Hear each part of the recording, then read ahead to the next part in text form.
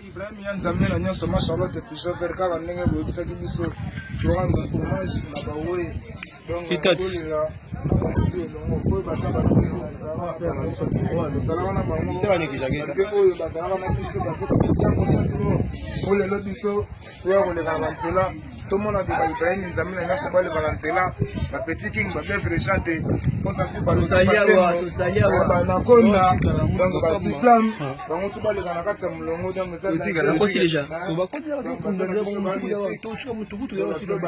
nzembo moko bola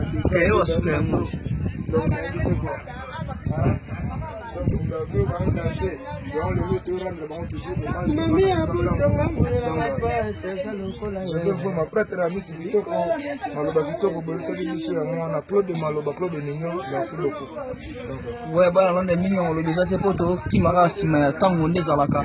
donc on est sur visite na vena biso Pascal Taboulay donc makambo etali na bitse quoi cela une look ça makambo yango et tout ça Kongo yamanda maka Kongo maka ya bakoko donc ouais bon na ka toyaka ko rendre hommage na papa to Taboulay Rochero moto asamba minene kona mboka maka mboka quoi donc ayeba ki maka musique quoi donc papa na to Taboulay qui pas Kester Ozala qui vient sauver Imadio sota sauver père na biso donc on est mankambo to CP pour donc dans London na ma Charlotte Pichot vient na biso Ibrahim Yanzamé dans ta makambo to sala ka yo